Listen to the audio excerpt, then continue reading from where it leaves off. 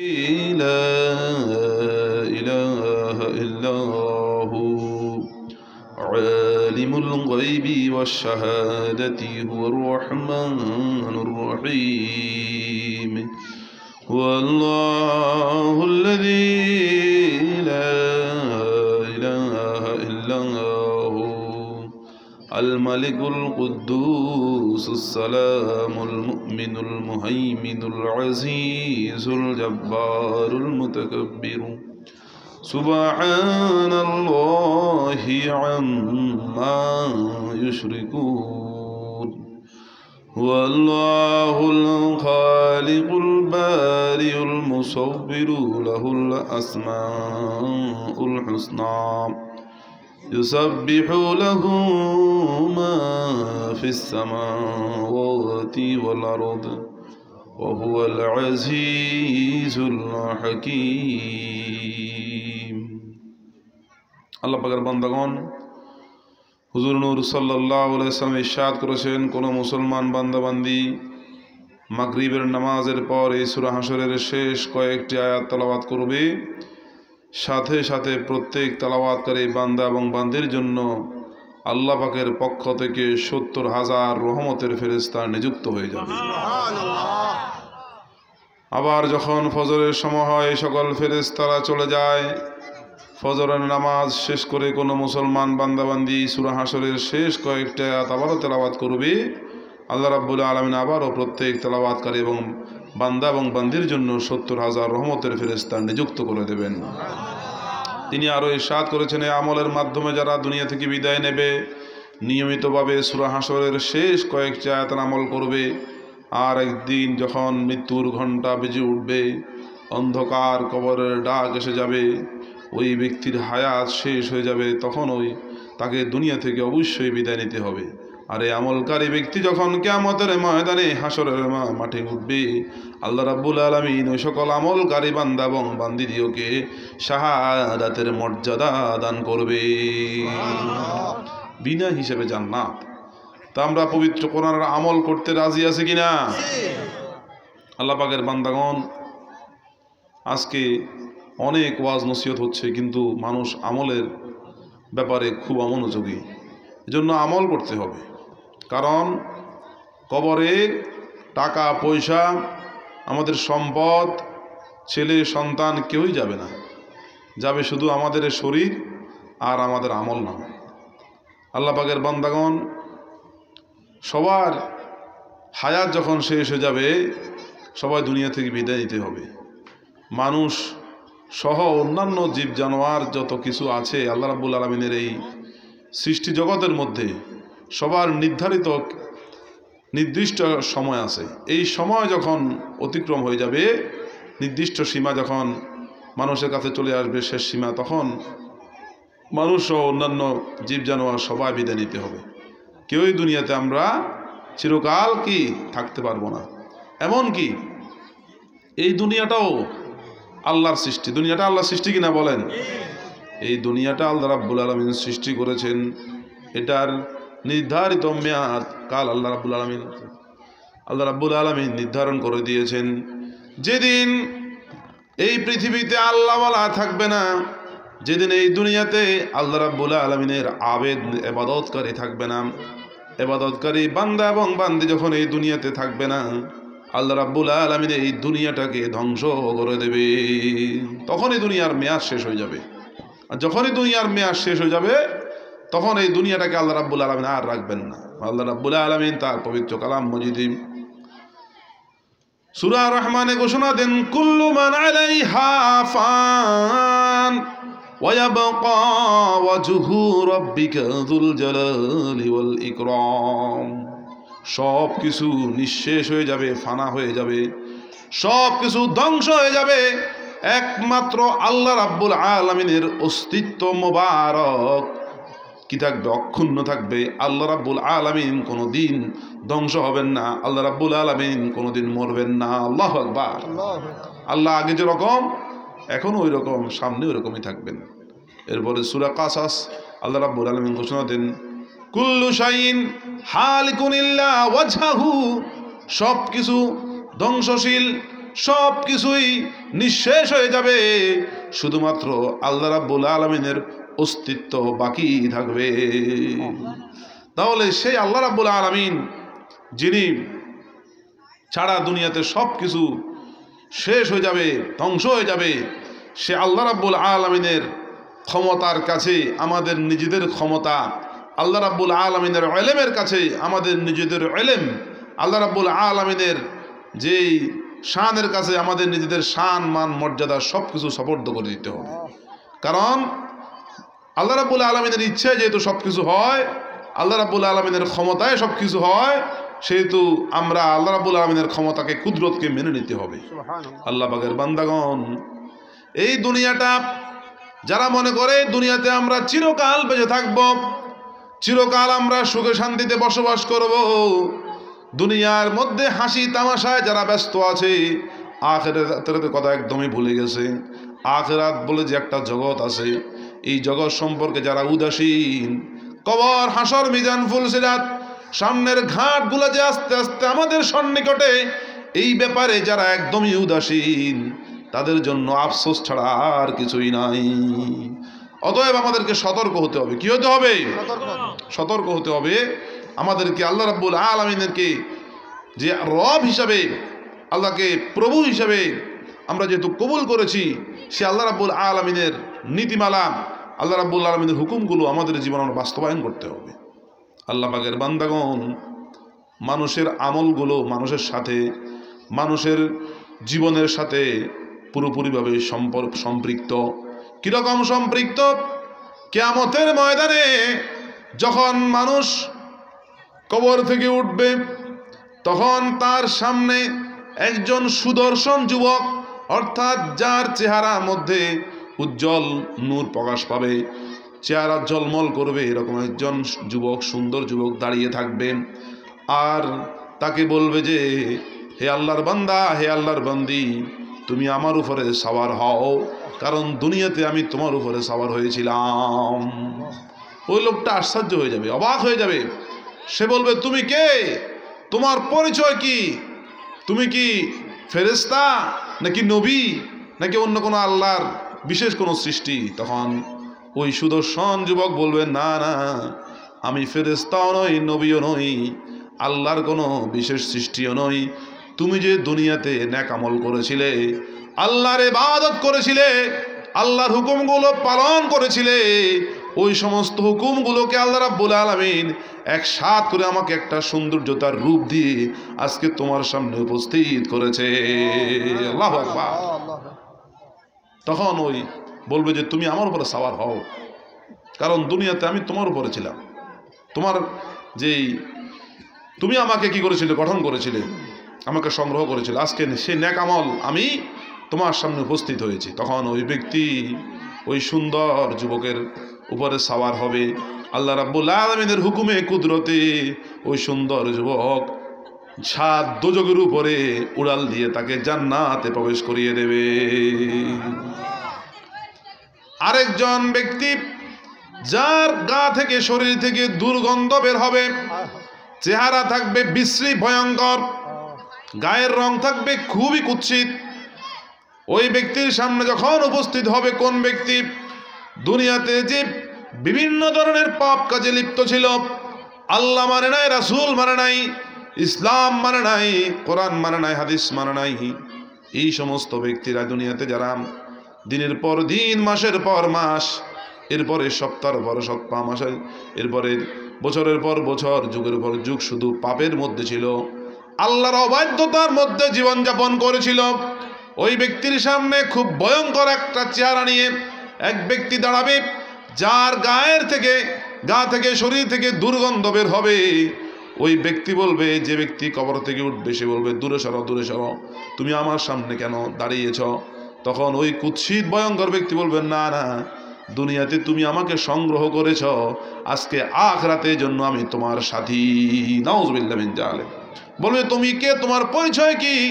সে বলবে, দুনিয়াতে তুমি আল্লাহর অবাধ্য হয়েছিলে, গুনার কাজে লিপ্ত ছিলে, পাপের কাজে লিপ্ত ছিলে, আল্লাহ রাব্বুল আলামিন একসাথ করে আজকে আমাকে তোমার সামনে উপস্থিত করেছে। দুনিয়াতে তুমি আমার উপরে বহন করেছিলে, যে আমি তোমার উপরে বহন করেছিলাম, আজকে তুমি আমার উপর বহন করবে, আমি তোমাকে নিয়ে জাহান্নামে প্রবেশ করবো। নাউযুবিল্লাহ মিন যালিক। তাহলে বোঝা গেল আমরা দুনিয়াতে ভালো কাজ করতে হবে। কি কাজ? ভালো কাজ করতে হবে, নেকের আমল করতে হবে, আল্লাহর হুকুম অবশ্যই পালন করতে হবে, ইবাদত করতে হবে। তবেই কিয়ামতের ময়দানে সুন্দর যুবক, সুশ্রী যুবক, উত্তম আকৃতি, সুন্দর আকৃতি নিয়ে আমাদের আমলগুলো আমাদের সামনে উঠবে। আর যদি আমরা নিজেদের ইচ্ছা মতো চলাফেরা করি, আল্লাহর হুকুম অমান্য করি, পাপ কাজে, গুনার কাজে, বিভিন্ন ধরনের খারাপি কাজে আমরা যদি সময় ব্যয় করি, আমাদের জীবন ব্যয় করি, তাহলে কিয়ামতের ময়দানে আমাদের সামনে সেই খারাপ কুৎসিত লোকটাই আমাদের সামনে উপস্থিত হবে। আমরা কি সেটা সহ্য করতে পারবো? আমরা চাই কিয়ামতের ময়দানে, হাসরের মাঠে যেন আমাদের সামনে সুন্দর যুবক উপস্থিত হয়। আল্লাহ পাকের বান্দাগণ, যেহেতু দুনিয়া আমাদের আসল ঠিকানা নয়, এই দুনিয়া একদিন ধ্বংস হয়ে যাবে। দুনিয়াকে ধ্বংস হওয়ার জন্য আদেশ করা হবে। আল্লাহ রাব্বুল আলামিন হুকুম করবেন, যখন দুনিয়া উলট পালট হয়ে যাবে, যে সুন্দর দুনিয়া মানুষ সাজাচ্ছে বিভিন্নভাবে ঘর বাড়ি করে, জায়গা জমিন কিনে বিভিন্নভাবে ঘরের মধ্যে দামি দামি টাইলস দিয়ে, এই ঘর তার আসল ঠিকানা নয়। আসল ঠিকানা হচ্ছে তার জন্য কবর। তার জন্য কি? দুনিয়াতে মানুষ যদি হায়াত পায় ৮০-৯০ বছর, ৮০-৯০ বছর সবসময় কি সে ঘরের ভিতরে থাকে? বাইরে যায়, ব্যবসার কাজে হোক, বিদেশে কাজে যারা থাকে বিদেশে যায়, বাড়িতে ঘর করে দামি, অনেক টাকা পয়সা খরচ করে, কিন্তু দেখা যাচ্ছে বিদেশে ওই ঘরের মধ্যে সে নিজেও ২৪ ঘন্টা কি থাকার সুযোগ পায় না। আর মৃত্যুর পরে বছরের পর বছর, যুগের পর যুগ যেই ঘরের মধ্যে থাকতে হবে, সেই ঘরের নাম হচ্ছে কবর। সে ঘরের নাম কি? কবর। এই কবরের চিন্তা আমাদের অনেকের নাই, অথচ ওই কবরটাই আমাদের জন্য অনেক দিনের ঘর, যেই ঘর থেকে আর বের হওয়া যাবে না। আল্লাহ পাকের বান্দাগণ দেখেন, দুনিয়াতে বিপদে পড়লে, আপদে পড়লে, কোনো সমস্যায় পড়লে আপনি আপনার ভাইকে, আপনার বন্ধুকে, আপনার পাড়া প্রতিবেশীকে মোবাইল করে, কল করে বলতে পারেন যে আমি এই সমস্যা পড়েছি, আমাকে উদ্ধার করো, আমাকে সহযোগিতা করো। সন্তান বিপদ পড়লে মা বাবাকে যখন বলে, মা বাবা এগিয়ে আসে। মা বাপ বিপদে পড়লে সন্তানকে বললে সন্তান এগিয়ে আসে। বন্ধু বান্ধব বিপদে পড়লে অন্য বন্ধুকে বললে তারা এগিয়ে আসে। পাড়া প্রতিবেশী বিপদে পড়লে আরেক পাড়া প্রতিবেশীকে জানিয়ে দিলে তারা বিপদে এগিয়ে আসে। কিন্তু কবরটা এমন এক জায়গা, যে কবরের মধ্যে কবরবাসী যদি বিপদে থাকে, কোনো সমস্যায় থাকে, দুনিয়ার কারো কাছে সে মোবাইল করতে পারবে না, দুনিয়ার কারো কাছে সে চিঠি লিখতে পারবে না, দুনিয়ার কারো কাছে সে বলতে পারবে না যে আমি কবরে অশান্তিতে আছি, আমি কবরের মধ্যে শাস্তিতে আছি, আমাকে উদ্ধার করো। এরকম কোনো খবর দিতে পারবে না। এজন্য আমাদের উচিত, যারা আমরা বেঁচে আছি, আমরা যেন বেশি বেশি কবর জিয়ারত করতে পারি। সবাই আমিন। কবর জিয়ারত করলে যারা জিয়ারত করে তাদেরও লাভ, আর যার জিয়ারত করা হয় তারও লাভ। কীরকম?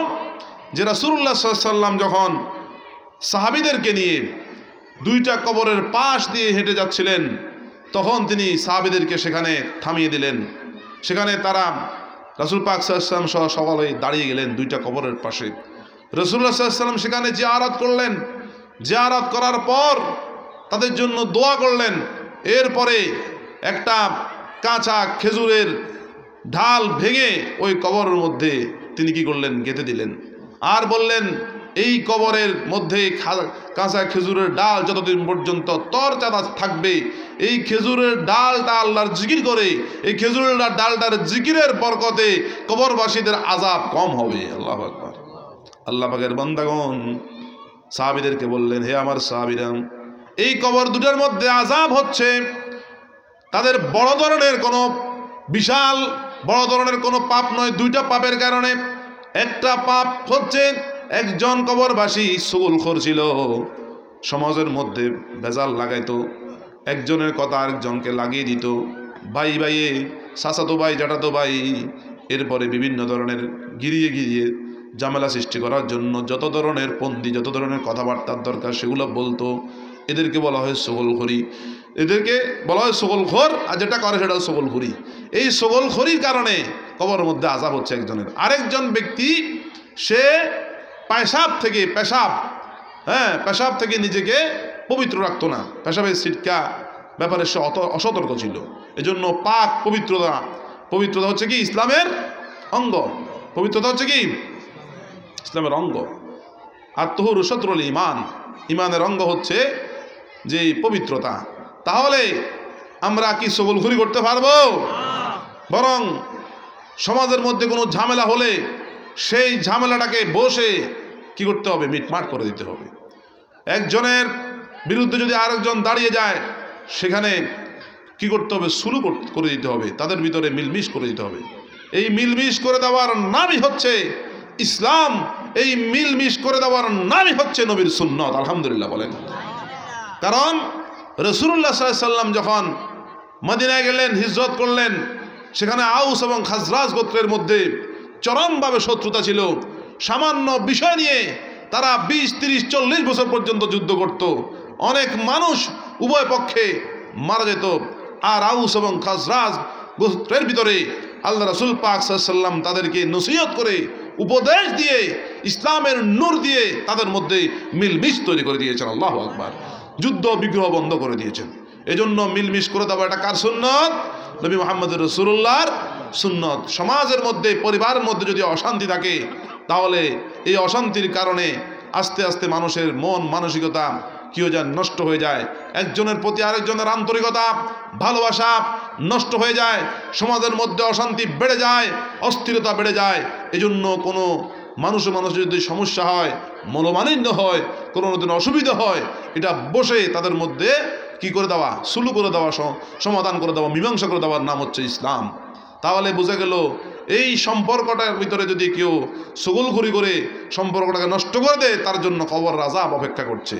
আর যদি কেউ সুলু করে দেয়, নবী মুহাম্মদুর রাসূলুল্লাহর সুন্নত আদায় করতে পারে, কিয়ামতের ময়দানে নবী মুহাম্মদুর রাসূলুল্লাহর সুন্নতকে দুনিয়ার মধ্যে প্রতিষ্ঠিত করার বরকতে আল্লাহ রাব্বুল আলামিন নবী মুহাম্মদুর রাসূলুল্লাহর সাথে জান্নাতের মধ্যে আপনাকেও থাকার সুযোগ করে দেবে। কারণ রাসূল পাক সাল্লাল্লাহু আলাইহি ওয়াসাল্লাম সুন্নত আঁকড়ে ধরলে, রাসূল পাক সাল্লাল্লাহু আলাইহি ওয়াসাল্লাম সুন্নতকে ভালোবাসলে, সেটা বাস্তবায়ন করলে, এটা অর্থ হচ্ছে নবী পাক সাল্লাল্লাহু আলাইহি ওয়াসাল্লামকে ভালোবাসা। আর যারা নবী পাক সাল্লাল্লাহু আলাইহি ওয়াসাল্লামকে ভালোবাসবে, রাসূল সাল্লাল্লাহু আলাইহি ওয়াসাল্লামকে ভালোবাসবে, কিয়ামতের ময়দানে জান্নাতের মধ্যে তারা আল্লাহ রাসূলের সাথেই থাকবে। তাহলে বোঝা গেল আমরা সগলখড়ি করব না। পাশাপাশি পেশাব থেকে, মলমূত্র থেকে করা থেকে যখন আমরা বিরত হব, তখন অতি সুন্দরভাবে পবিত্রতা অর্জন করব। কেননা আল্লাহ রাব্বুল আলামিন বলেন, ইন্নাল্লাহা ইউহিব্বুত তাওয়াবিন ওয়া ইউহিব্বুল মুতাতাহহিরিন। নিশ্চয় আল্লাহ তওবাকারীদেরকে ভালোবাসেন, যারা আল্লাহর কাছে তওবা করে, গুনাহ করার পরে আল্লাহর দিকে ফিরে আসে, গুনাহ করার পরে তারা আল্লাহর কাছে লজ্জিত হয়ে যায়, নিজের গুনার জন্য ছোট হয়ে যায়, আল্লাহ রাব্বুল আলামিনের কাছে ইস্তেগফার করে, ক্ষমা প্রার্থনা করে। ওই ক্ষমা প্রার্থনার বরকতে, ওই তওবার বরকতে আল্লাহ রাব্বুল আলামিনের সাথে তার একটা ভালোবাসার বন্ধন তৈরি হয়ে যায়। বলেন, আল্লাহ রাব্বুল আলামিন যদি কাউকে ভালোবাসে, মহব্বত করে, ওই বান্দা বান্দির কোনো আর চিন্তা থাকবে? চিন্তা থাকবে না। আল্লাহর মহব্বত, যেমন ধরেন দুনিয়াতে কোনো প্রভাবশালী ব্যক্তি, টাকা পয়সাওয়ালা ব্যক্তি যদি কোনো মানুষকে মহব্বত করে, তাকে বিপদ আপদে সাহায্য করে, তার খোঁজখবর নেই, ওই ব্যক্তির আর সমস্যা হয় না। আর আল্লাহ রাব্বুল আলামিন হলেন দুনিয়ার সকল ধনীর ধনী, দুনিয়ার সকল হাকিমদের হাকিম, দুনিয়ার সকল মালিকদের মালিক। দুনিয়ার মালিকেরা একদিন মরে যাবে, একদিন কবরে চলে যাবে, একদিন তাদের সময় শেষ হয়ে যাবে। কিন্তু আল্লাহ এমন একজন মালিক, এমন একজন ধনী, তিনি কখনো মরবেন না, তার কোনো দুর্বলতা নাই, তার কোনো লয় নাই, ক্ষয় নাই। এরকম একজন মালিক ধনী আল্লাহ রাব্বুল আলামিন যদি কোনো বান্দা বান্দিকে ভালোবাসে, মহব্বত করে, তাহলে তার কোনো আর চিন্তাই নাই। কারণ সর্ব অবস্থায় তিনি তাকে সহযোগিতা করবেন, তাকে বিপদ থেকে উদ্ধার করবেন। এই জন্য তওবা করতে হবে। কি করতে হবে? তওবা করতে হবে। তওবার একটা শব্দের অর্থ হচ্ছে ফিরে আসা, আল্লাহর দিকে ধাবিত হওয়া, আল্লাহর কাছে লজ্জিত হওয়া, আল্লাহ রাব্বুল আলামিনের কাছে শর্মিন্দা হওয়া, নিজের গুনার জন্য নিজেকে নিকৃষ্ট মনে করা, ইস্তেগফার করা। এই ইস্তেগফার করা করে আল্লাহর দিকে ধাবিত হওয়ার নাম তওবা। যারা তওবা করে গুনাহ করার পর তওবা করে ফিরে আসবে, আল্লাহ রাব্বুল আলামিন তার জীবনের যাবতীয় গুনাহ খাতা মাফ করে দেবে। এমনভাবে মাফ করবেন যেন সে দুনিয়াতে মাত্র জন্মগ্রহণ করেছে। একটা মায়ের পেট থেকে সন্তান যেভাবে নিষ্পাপ অবস্থায় দুনিয়াতে আসে, একজন ব্যক্তি নিজের গুনার জন্য, ভুলের জন্য যদি তওবা করতে পারে, বেশি বেশি ইস্তেগফার করতে পারে, আল্লাহর দিকে ফিরে আসতে পারে, আল্লাহ রাব্বুল আলামিন তাকেও ওইরকম নিষ্পাপ ওই শিশুর মতো বানিয়ে দেবেন। আল্লাহু আকবার। ওয়ায়ুহিব্বুল মুতাতাহহিরিন, এবং যারা পাক পবিত্রতা অবস্থায় থাকবে, যেমন ধরেন উজু অবস্থায় থাকা, এরপরে নিজের মুখকে পবিত্র রাখা। অনেক সময় আছে অনেক মানুষ ভালো কথা বললেও গালিগালাজ শুরু করে, আছে না নাই? এরপরে বিভিন্ন ধরনের মিথ্যা কথা বলে, মানুষের সাথে ধোঁকাবাজি করে, তার মুখের পবিত্রতা নষ্ট হয়ে যায়। এরপরে চোখের পবিত্রতা, এরপরে শরীরের পবিত্রতা, মনের পবিত্রতা। এই মনের মধ্যে কারো জন্য হিংসা রাখে না, কারো কোনো অন্য কোনো মানুষের সম্পদের প্রতি তার লোভ থাকে না, অতিরিক্ত লিপ্সা করে না, অহংকার করে না। এরকম মানুষ যদি যে চলতে পারে, তাহলে সে অন্তরের দিক থেকে পবিত্র হয়ে গেল। যে ব্যক্তি তার অন্তরের দিক থেকে পবিত্র হয়ে গেল, জবানের দিক থেকে পবিত্র হয়ে গেল, চোখের দিক থেকে কান পবিত্র হয়ে গেল, এরপরে সে হাত দিয়ে কাউকে আঘাত করে না, জুলুম করে না, সুদ ঘুষের টাকা লেনদেন করে না, এরপরে পা দিয়ে কোনো খারাপ কাজে, গুনার কাজে কি করে না, যায় না। তার এই শরীরকে সে পবিত্র রাখলো খারাপ কাজ থেকে, অন্তরকে পবিত্র রাখলো হিংসা বিদ্বেষ থেকে, লোভ লালসা থেকে, লিপ্সা থেকে, অহংকার থেকে, রিয়া থেকে, এই সমস্ত কাজ থেকে সে কি করলো, অন্তরকে পবিত্র রাখলো। তাহলে জাহেরিভাবে, বাতিনিভাবে, অর্থাৎ প্রকাশ্যভাবে অপ্রকাশ্যভাবে সে পবিত্র হয়ে গেল। আর এই পবিত্র বান্দাকে আল্লাহ রাব্বুল আলামিন ভালোবাসতে আরম্ভ করে। এভাবে আল্লাহ রাব্বুল আলামিনের ভালোবাসা অর্জন করতে হবে তওবার মাধ্যমে, পবিত্রতা অর্জনের মাধ্যমে। আল্লাহ পাক আমাদের সকলকে কবুল করুন, আমিন। আল্লাহ পাকের বান্দাগণ, এইভাবে একদিন পৃথিবীর বয়স শেষ হয়ে যাবে। পৃথিবী তখন আর এই পৃথিবী থাকবে না, দুনিয়া থাকবে না, সূর্য থাকবে না, চন্দ্র থাকবে না, তারকারাজি থাকবে না, এরপরে পাহাড় পর্বত কিছুই থাকবে না। এই ব্যাপারে আল্লাহ রাব্বুল আলামিন তার পবিত্র কালাম মাজিদে ঘোষণা দিয়েছেন, ইযা জুলজিলাতিল আরদু জিলজালাহা ওয়া আখরাজাতিল আরদু আসকালাহা। যখন দুনিয়া নিজের কম্পনে কম্পিত হবে, প্রকম্পিত হবে, নিজের ভিতরে একটা কম্পন তৈরি করে চলে আসবে, নিজ কম্পনে প্রকম্পিত হবে, দুনিয়া কাঁপাকাঁপি আরম্ভ করবে। এই দুনিয়া যখন কাঁপাকাঁপি আরম্ভ করবে, তখন এই দুনিয়ার নিচে যা কিছু আছে, পৃথিবীর গর্ভের ভিতরে, পৃথিবীর ভিতরে যা কিছু আছে, মাটির ভিতরে যা কিছু আছে, সব কিছু বের হয়ে পড়বে। মাটির ভিতরে স্বর্ণের খনি আছে, রূপার খনি আছে, গ্যাসের খনি আছে, এরপরে তেলের খনি আছে, কয়লার খনি আছে, গন্ধকের খনি আছে, যত ধরনের খনি আছে, সমস্ত খনিজ পদার্থগুলো সেদিন বের হয়ে পড়বে। শেষ পর্যন্ত যত মানুষকে কবর দেয়া হয়েছে, দুনিয়াতে কবরবাসী হয়েছিল, আল্লাহ রাব্বুল আলামিন এই কম্পনের মাধ্যমে তাদেরকেও দুনিয়া থেকে বের করে ফেলবে।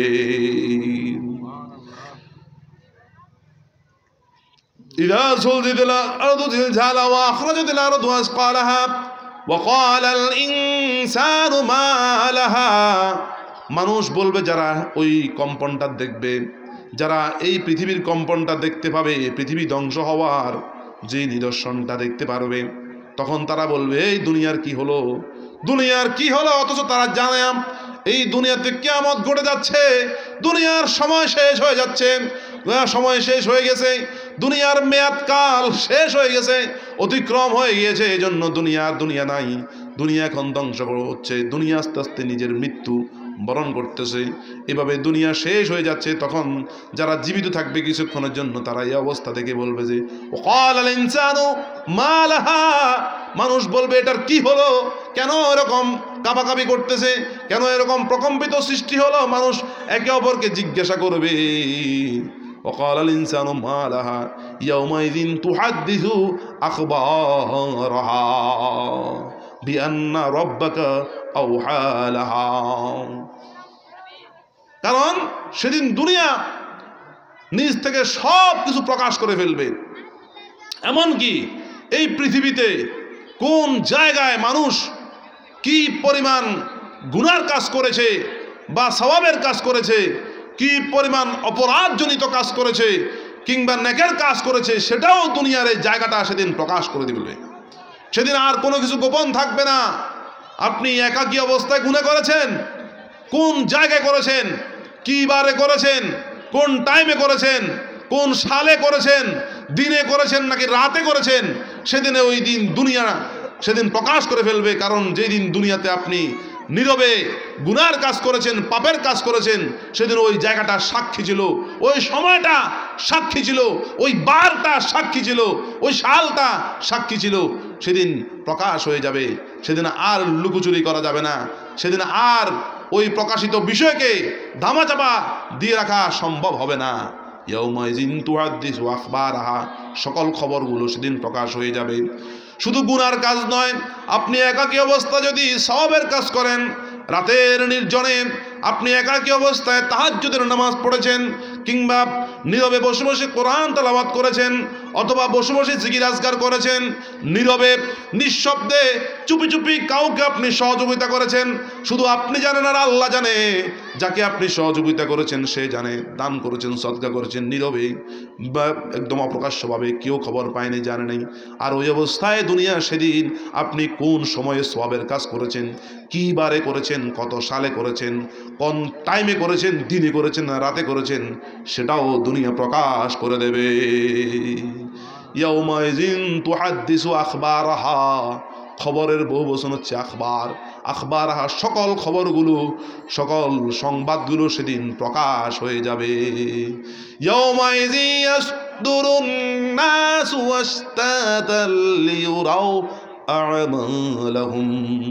এই প্রকম্পের কারণে আল্লাহ রাব্বুল আলামিন দুনিয়াতে যত মানুষ কবরে ঢুকেছে, হযরতে আদম আলাইহিস সালাম থেকে শুরু করে শেষ পর্যন্ত দুনিয়ার শেষ পর্যন্ত যত মানুষ কবরে ঢুকেছে, কবরে প্রবেশ করেছে, যাদেরকে মাটি চাপা দেওয়া হয়েছিল, কবর দেওয়া হয়েছিল, সেদিন পৃথিবী এমন ভাবে কাঁপবে, তার কাঁপাকাঁপির কারণে সকল মানুষগুলো কবর থেকে উঠে যাবে এবং তারা সারি সারিবদ্ধ হয়ে আল্লাহর কাছে হিসাব দেওয়ার জন্য এগিয়ে আসবে। আল্লাহু আকবার। মানুষগুলো সেদিন দাঁড়িয়ে যাবে। সেদিন মানুষগুলো সফ আকারে অর্থাৎ সারিবদ্ধভাবে সেদিন দাঁড়িয়ে যাবে। এই ব্যাপারে আল্লাহ রাব্বুল আলামিন সূরাতুন নাবাতে নিজে ঘোষণা দিয়েছেন, ইয়াউমা ইয়াকুমুর রূহু ওয়াল মালাইকাতু সাফফান লা ইয়াতাকাল্লামুনা ইল্লা মান আযিনা লাহুর রাহমানু ক্বালা সাওয়াবা। সেদিন রূহ নামক ফেরেশতা, এই রূহের ব্যাপারে অনেক মুফাসসিরিন ইকরাম বলেছেন হযরত জিবরাইল আলাইহিস সালাম, আবার অনেকে বলেছেন রূহ নামে একজন ফেরেশতা আছে, অনেক বিশাল ফেরেশতা, তিনি সহ অন্যান্য সকল ফেরেশতারা সেদিন সারিবদ্ধভাবে দাঁড়িয়ে যাবে এবং সকল মানুষও সেদিন দাঁড়িয়ে যাবে আল্লাহর সামনে। সেদিন আল্লাহ রাব্বুল আলামিনের ইজাজত ছাড়া, অনুমতি ছাড়া কেউ মুখ খুলতে পারবে না, কথা বলতে পারবে না। দুনিয়াতে তো অনেকে অনেক ধরনের কথা বলে ফেলে, অনেক ধরনের অনেক সমালোচনা করে ফেলে, একজন আরেকজনকে কাফেরও ফতুয়া দিয়ে দেয়, একজন আরেকজনকে যে বিভিন্ন ধরনের খারাপভাবে কথাবার্তা বলে ফেলে। সেদিন কিন্তু কিয়ামতের ময়দানে যে সেভাবে আল্লাহর সামনে আর কথাবার্তা বলা যাবে না। সবাই বোবা হয়ে, ফেরেশতারা সহ সকল মানুষ সহ সবাই কি করবে? দাঁড়িয়ে যাবে বোবা হয়ে, বোবা অবস্থায়। শুধুমাত্র আল্লাহ রাব্বুল আলামিন যাকে অনুমতি দিবেন, যাকে আল্লাহ রাব্বুল আলামিন পারমিশন দিবেন, ইজাজত দিবেন, সে কথা বলতে পারবে। আল্লাহ পাকের বান্দাগণ, কত কঠিন একটা অবস্থা আমাদের সামনে অপেক্ষা করছে। চিন্তা করে দেখেন, ওই দিনটাকে কেউ অস্বীকার করতে পারবে না। যারা অস্বীকার করবে তারাও কিয়ামতের ময়দানে উপস্থিত হতে হবে। আর যারা ওই দিনটাকে মেনে নিয়েছে, মেনে নেবে, ওই আখিরাতের বিষয়টাকে, ওই আখিরাতের দিবসটাকে, বিচারের দিবসটাকে যারা কি করবে, বিশ্বাস করবে, তারাও সেদিন কিয়ামতের ময়দানে উঠবে। সেদিন সচক্ষে সবই দেখা যাবে। কারণ আল্লাহ রাব্বুল আলামিন কিয়ামতের বিভিন্ন দৃষ্টান্ত, বিভিন্ন ধরনের পরিস্থিতি তার কোরআনে পাকে বর্ণনা করেছেন। অতএব কিয়ামত যে হবে, কিয়ামতের পরে সবাই আল্লাহর সামনে দাঁড়াবে, এই ব্যাপারে বিন্দুমাত্র সন্দেহ করা যাবে না। আল্লাহ পাকের বান্দাগণ, যারা সন্দেহ করবে তারা বেঈমান হয়ে যাবে, আর যারা সন্দেহ না করে সেটাকে মেনে নেবে, ঈমান এনে আল্লাহর ভয়ে দুনিয়াতে ভালো কাজ করবে, নেকের কাজ করবে, তার জন্য সুফল, তার জন্য পুরস্কার, তার জন্য শান্তি, তার জন্য জান্নাত, তার জন্য আল্লাহর দিদার, তার জন্য জান্নাতের যত নিয়ামত। আর যারা অস্বীকার করবে তারা বেঈমান অবস্থায় মৃত্যুবরণ করবে, কিন্তু সেদিন অবস্থা দেখবে, সেদিন জাহান্নামের দাউ দাউ করা শব্দ 500 মাইল দূরের থেকে শোনা যাবে। নাউজুবিল্লাহ মিন যালিক। 500 মাইল দূরে জাহান্নাম থাকবে, এরপরেও জাহান্নামের দাউ দাউ আগুনের শব্দ শোনা যাবে। কত কঠিন একটা অবস্থা সামনে আমাদের অপেক্ষা করছে। তাহলে আমাদেরকে সতর্ক হতে হবে কিনা? আল্লাহ পাকের বান্দাগণ, ইয়াউমা ইয়াসদুরুন নাসু আশতাতাল লিয়ারাউ আমালাহুম ফামান ইয়ামাল মিসকালা যাররাতিন খায়রান ইয়ারাহ ওয়া মান ইয়ামাল মিসকালা যাররাতিন শাররান ইয়ারাহ। অতএব যারা বিন্দু মাত্র কি করবে? নেক আমল করবে। দুনিয়াতে সামান্যতম নেক আমল করেছে, সামান্যতম সওয়াবের কাজ করেছে, সেদিন সেটা তাকে দেখানো হবে, হ্যাঁ তুমি দুনিয়াতে এই কাজ করেছো দেখো। আবার যে ব্যক্তি খারাপ কাজ করবে, পাপের কাজ করবে সামান্য অল্প পরিমাণ, তাকেও সেদিন ওই কাজটা দেখানো হবে। এর ভিতরে আল্লাহ রাব্বুল আলামিন যাকে দয়া করবেন, যাকে আল্লাহ রাব্বুল আলামিন যার উপর রহমত করবেন, সেই বাঁচতে পারবে। এই ছাড়া আর কেউ বাঁচার কোনো সুযোগ নাই। কেননা আম্মা জান আয়েশা সিদ্দিকা রাদিয়াল্লাহু তাআলা আনহা বলেছেন, ইয়া রাসূলুল্লাহ, আপনি কি আপনার আমল ইবাদত দিয়ে কিয়ামতের ময়দানে জান্নাতে যেতে পারবেন না? তখন রাসূল পাক সাল্লাল্লাহু আলাইহি ওয়াসাল্লাম কেঁদে দিলেন, চোখের পানি ছেড়ে দিলেন, বললেন যে আয়েশা, আমার আল্লাহ যদি আমার উপরে রহমত না করে, আমাকে দয়া না করে, তাহলে আমি মুহাম্মদ সাল্লাল্লাহু আলাইহি ওয়াসাল্লামও বা জান্নাতের দিকে এক পাও গেতে পারবো না। নাউজুবিল্লাহ মিন যালিক। তার অর্থ হলো আল্লাহ রাব্বুল আলামিন অবশ্যই নবী মুহাম্মদুর রাসূলুল্লাহকে মহব্বত করেন, এই জন্য তিনি তার উপর রহমত করবেন, কারণ তিনিই তো রহমতের খাজিনা, রহমতুল লিল আলামিন। এটা বলেছেন আল্লাহ রাব্বুল আলামিনের কাছে। তিনি কি করলেন? যে আল্লাহরকে যে ভয় করতে হবে, সেই বিষয়টা আয়েশা রাদিয়াল্লাহু তাআলাকে শিক্ষা দিলেন, এবং পরবর্তী উম্মতদেরকে শিক্ষা দিলেন যে তোমরা যত আমল ইবাদত করো না কেন, এরপরে আল্লাহকে ভয় করতে হবে, এরপরে আল্লাহর রহমতের আশা করতে হবে। আল্লাহ পাক আমাদের সকলকে বুঝুর আমল করার তৌফিক নসিব করুন। আমরা যেন সর্বাবস্থায় আল্লাহকে ভয় করতে পারি এবং আল্লাহর রহমতের আশা নিয়ে আমরা যেন কিয়ামতের ময়দানে উঠতে পারবো। আমিন। আল্লাহ পাকের বান্দাগণ, আল্লাহ রাব্বুল আলামিন বলেন, ইয়াউমা নাদউ কুল্লা উনাসিন বিইমামিহিম। সেদিন আমি আল্লাহ রাব্বুল আলামিন তোমাদেরকে আহ্বান করব, তোমাদেরকে ডাকবো তোমাদের আমলনামা সহকারে। তোমাদের কি সহকারে? আমলনামা সহকারে। অনেকে ইমামের অর্থ করেছেন যে যাকে দুনিয়াতে অনুসরণ করেছে, যে যাকে নেতা বানিয়েছে, নেতার অনুসরণ করেছে, ওই সমস্ত নেতা সহ ইমাম সহ কিয়ামতের ময়দানে উঠবে, যে যাকে অনুসরণ করেছে। আবার অনেকে বলেছেন যে নবীর অনুসরণ করেছে, যে নবীর অনুসরণ করেছে, যে নবীকে, যেই নবীর আদর্শগুলো নিজের জীবনে বাস্তবায়ন করেছে, সেই নবী সহ ওই উম্মত সহ কিয়ামতের ময়দানে উঠবে। আলহামদুলিল্লাহ, নবী মুহাম্মদুর রাসূলুল্লাহকে যদি আমরা অনুসরণ করি, নবী মুহাম্মদুর রাসূলুল্লাহর আদর্শ অনুযায়ী যদি আমরা আমাদের জীবন যাপন করি, তাহলে কিয়ামতের ময়দানে নবী মুহাম্মদুর রাসূলুল্লাহ সহ আমরা উঠতে পারবো। আল্লাহু আকবার। এরপরে ইমাম অনেক অর্থ। যদি আমরা ইমাম আবু হানিফা রাহমাতুল্লাহ আলাইহির অনুসরণ করি শরীয়তের দিক থেকে, তাহলে কিয়ামতের ময়দানে ইমাম আবু হানিফা সহকারে আমরা উঠতে পারবো। যদি আমরা তরিকতের দিক থেকে হুজুর আব্দুল কাদের জিলানী রহমতুল্লাহ আলাইহি, খাজা মুঈনুদ্দিন চিশতি আজমিরি সঞ্জুর রহমতুল্লাহ আলাইহি, বাহাউদ্দিন নকশবন্দি রহমতুল্লাহ আলাইহি, সাইয়েদ আহমদ সেরহিন্দি মুজাদ্দিদ আল ফেজান রহমতুল্লাহ আলাইহি, এই সমস্ত মনীষী, ইসলামী চিন্তাবিদ এবং এই সমস্ত আউলিয়া ইকরাম বুজুর্গানে দিনদের অনুসরণ করতে পারি, তাদেরকে যদি আমরা ইমাম মানি, তাহলে কিয়ামতের ময়দানে তারা সহ আমরা উঠতে পারবো কিয়ামতের ময়দানে আল্লাহর সামনে। এরপরে যে সলফে সালেহিন ছিলেন, এরপরে খোলাফায়ে রাশিদিন আবু বকর সিদ্দিক রাদিয়াল্লাহু আনহু, ওমর রাদিয়াল্লাহু আনহু, তাদেরকে আমরা খলিফা হিসেবে কি করি?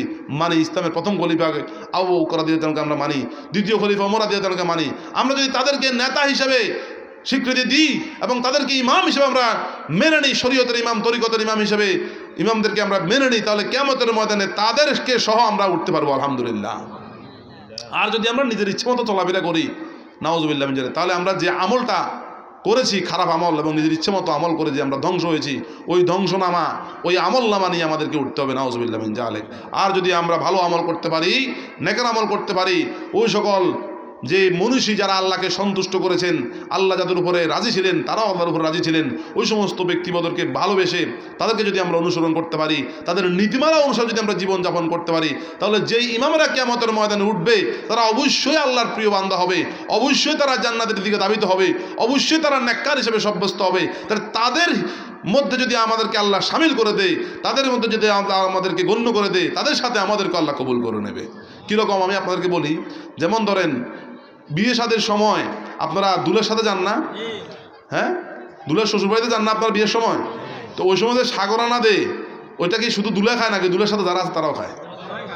দুলের সাথে যারা আছে, দুলের আত্মীয় স্বজন, হ্যাঁ, এরপরে দুলের বন্ধু বান্ধব যারা আছে তারাও কি ওই সাগরানাটা, ওই দামি দামি খাবারটা খায়, গোটা মুরগি, এরপরে যা কিছু দেওয়া হয় আর কি। ঠিক তদ্রূপ বিয়ে তো আর সবাই করে না, ইমাম তো আর সবাই হতে পারবে না। ইমাম সবাই হতে পারবে? ইমাম সবাই হতে পারবে না, কিন্তু ইমামদের সাথে, নবীদের সাথে, রাসূলদের সাথে যাদের মহব্বত থাকবে, সম্পর্ক থাকবে, ভালোবাসা থাকবে, সুন্নতের সম্পর্ক থাকবে, ওই সম্পর্কের খাতিরে কিয়ামতের ময়দানে আল্লাহ রাব্বুল আলামিন নবী রাসূলদেরকে, ইমামদেরকে যে জান্নাত দিবেন, তাদের সাথে আমাদেরকে সে জান্নাত দিবেন, যদি আমরা তাদেরকে মানতে পারি। আল্লাহ পাক আমাদের সকলকে বুঝুন আমল করার তৌফিক নসিব করে। আমিন। সদরুদ সাল্লাল্লাহু আলা মুহাম্মাদ সাল্লাল্লাহু আলাইহি